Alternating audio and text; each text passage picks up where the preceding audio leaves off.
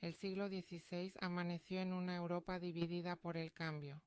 El viejo orden, anclado por la Iglesia católica, parecía cada vez más desconectado de los tiempos. Circulaban nuevas ideas, impulsadas por el Renacimiento y el redescubrimiento del saber clásico. La imprenta, un invento reciente, permitía que la información se difundiera más rápido que nunca. En este ambiente de efervescencia intelectual, los murmullos de descontento con la Iglesia se hicieron más fuertes. En todo el continente, la gente de todas las clases sociales sentía una creciente inquietud. Durante siglos, la Iglesia católica había sido la fuerza dominante en la vida europea, dando forma a todo, desde la política hasta el arte y la vida cotidiana. Pero ahora su autoridad estaba siendo cuestionada. Los críticos señalaban la riqueza y la mundanidad de la Iglesia, argumentando que se había desviado de las enseñanzas de Cristo. La gente común se sentía agobiada por los impuestos de la Iglesia e irritada por el comportamiento de algunos clérigos. Europa estaba preparada para un terremoto espiritual. El escenario estaba listo para una confrontación dramática entre lo viejo y lo nuevo. La Iglesia, acostumbrada al poder absoluto, se encontraría ante un desafío como nunca antes había visto. Y en el corazón de esta confusión se encontraba un joven monje llamado Martín Lutero, cuyo desafío encendería una tormenta de fuego que remodelaría Europa para siempre.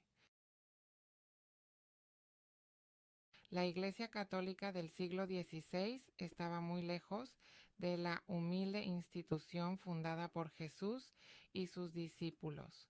Siglos de poder e influencia habían pasado factura. Si bien muchos cristianos devotos y sinceros servían dentro de la Iglesia, esta también estaba plagada de avaricia y sed de poder mundano. En fin, mucha corrupción, según nos cuenta la historia. Una de las prácticas más atroces era la venta de indulgencias.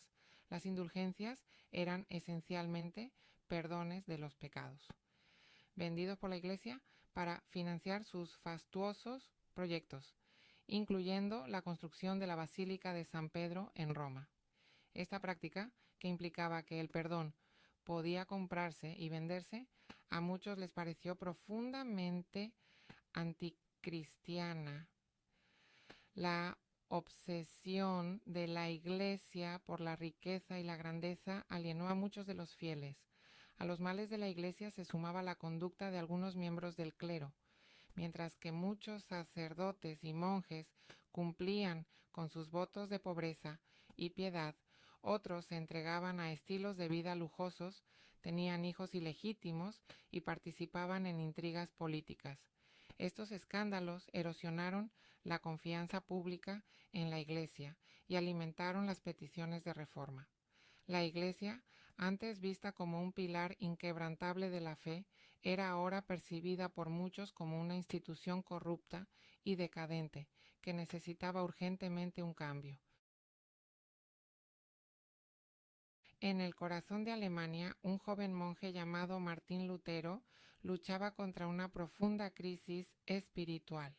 Atormentado por su propio sentimiento de pecado, Lutero encontró poco consuelo en las enseñanzas de la Iglesia. Cuestionó la eficacia de las indulgencias y desafió la autoridad de la Iglesia en materia de salvación. Creía que la salvación no venía a través de las buenas obras o los rituales, sino a través de la fe solamente en la gracia de Dios. En 1517, el descontento latente de Lutero se desbordó. Escribió un documento conocido como las 95 tesis, una lista de argumentos contra las indulgencias y otras prácticas de la Iglesia. El 31 de octubre clavó sus tesis en la puerta de la iglesia del castillo de Wittenberg, Alemania. Este acto, concebido como un debate académico, tendría consecuencias sísmicas, encendiendo las llamas de la Reforma. Las ideas de Lutero, impulsadas por la imprenta, se extendieron como la pólvora por toda Europa.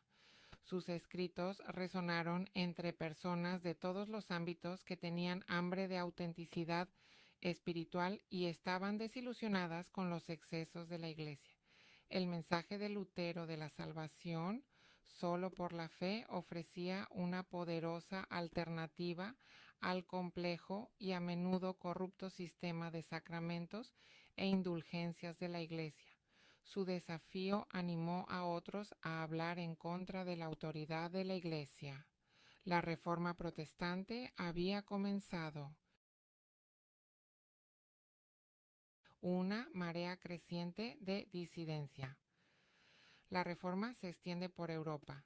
El desafío de Lutero a la Iglesia católica desencadenó un torrente de agitación religiosa y política en toda Europa.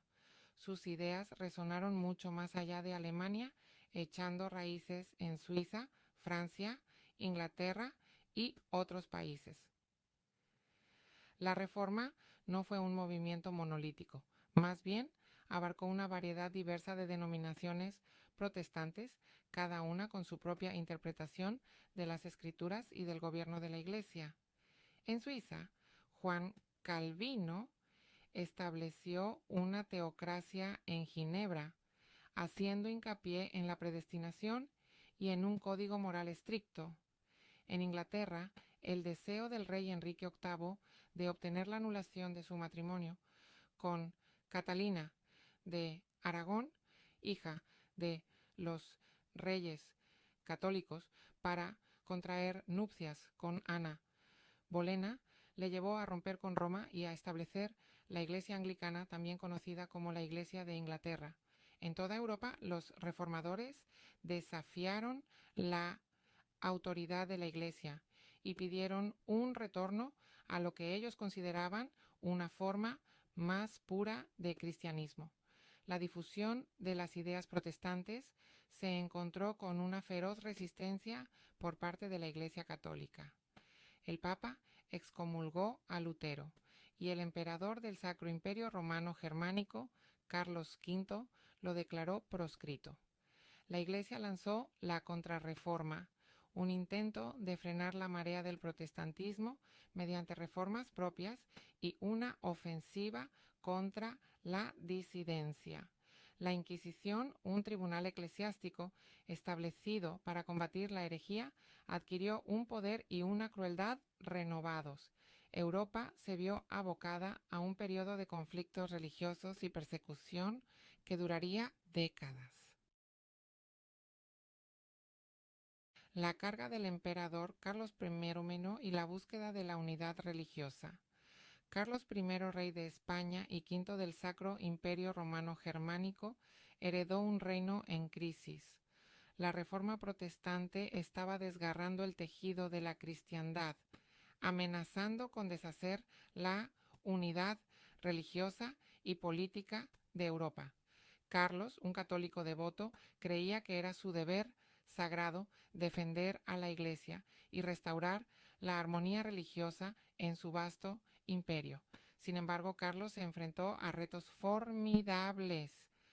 La reforma se había arraigado profundamente en muchas partes de Alemania, donde poderosos príncipes abrazaron el protestantismo y formaron alianzas para proteger sus intereses. Estos príncipes se resintieron de los intentos de Carlos de afirmar su autoridad y suprimir su recién adquirida libertad religiosa. Para Carlos, el ideal de una Europa cristiana unificada bajo la bandera del catolicismo se estaba desvaneciendo. Los conflictos religiosos de la Reforma se complicaron aún más por las rivalidades políticas y las luchas de poder. Francia, deseosa de debilitar al Imperio Habsburgo, apoyó a los príncipes protestantes en Alemania, a pesar de que Francia seguía siendo oficialmente católica. Esta compleja red de alianzas políticas y religiosas hacía imposible que Carlos impusiera una solución sencilla al problema de la Reforma. Un delicado acto de equilibrio lo dejó atrapado, tratando de mantener su autoridad mientras evitaba una guerra europea más amplia. Bueno, mis amigos, espero que esta entrega haya sido de vuestro agrado y si así ha sido, por favor suscribirse, deje su comentario y será mis amigos. Hasta la próxima.